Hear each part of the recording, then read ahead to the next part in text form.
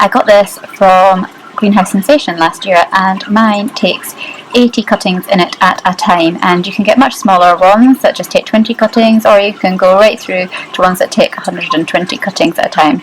This one fits in perfectly just in the space underneath my heated propagator bench, and it also has a section on the top here for lights that you can get to come with it, so that you've just got some extra light when our day length is not very long in the early springtime.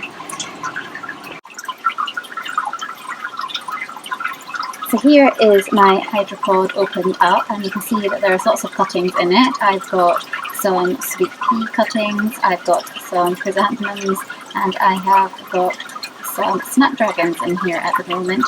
And the snapdragons and the sweet peas are actually just the tops of the plants that I have pinched out. So instead of throwing them away, I put them in the propagator here to create new plants. And the chrysanthemums every year from my old stock, when they get growing again in the springtime, I take cuttings, and that gives me some new plants each year as well. And you can also do this with your dahlias too. So here you can see the sprayers are working underneath, and you can see these lovely long roots that are starting to come down from the cuttings, and some of these will be ready to start popping up now that they've got some good root systems going.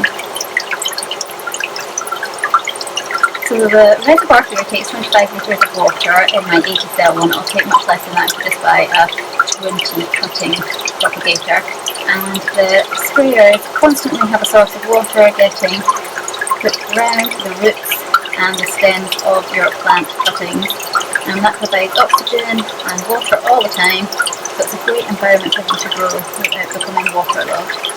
My Hydropod here has 25 litres of water it can take in the reservoir at the bottom, and then it has a sprayer where it has a constant source of water coming out of it to hit the bottom of those plant stems and the new roots. So there's constantly oxygen and there's constantly water circulating, but not waterlogging the plants.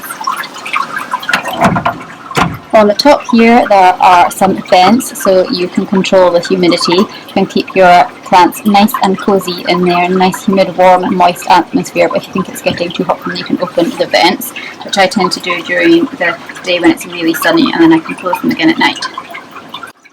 So I've just taken this out of the propagator so that you can see this is a sweet pea that I have pinched out from another plant, and I've just used the cutting, popped it into one of the sponges here, and it has grown these lovely roots, as you can see. So it'll create a new plant from me just from that pinched out section, which is fantastic. So the propagator comes with 80 of these foam pads, which makes it really easy to pop your cuttings in. It's just got a slit there that makes that a little bit easier for you, and then these get placed in the rack inside where the stem's dangling down towards the water, and it gets sprayed with water constantly. And there's also a heater that you can buy with it that can go in the water just to keep the water nice and warm, and you can set the temperature that you want it to be at. And that's quite helpful here in Scotland, especially with the spring we've been having. It's just been so cold that having that heater in the water just creates a nice atmosphere to get those root cuttings off. And what I've found helpful as well is that I have just dipped each cutting in some growth rooting hormone before I have put it into its foam pad as well, just to help get it started. So this is a garden chrysanthemum that I have potted up and taken inside over the winter, and they go dormant and don't do very much until the springtime.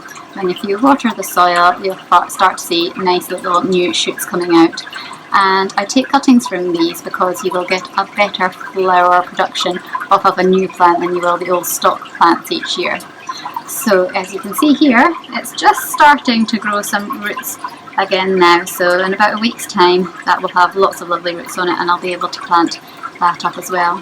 So when you take them out of the Hydropod, you just pop them up in some nice multi-purpose compost and grow them on in your greenhouse for a few weeks and start to harden them off before you plant them outside after the last frost date.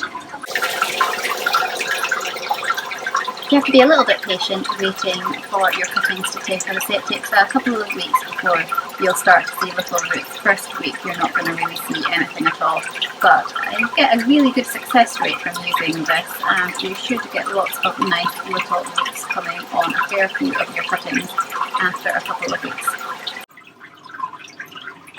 One of the important things for our cuttings is to get enough light. And my Hydropod came with these two grow lights which fit just in the top here in some grooves on the lid, and they provide a good direct source of light at the right distance from the cuttings to help them grow nice and strong and not too leggy.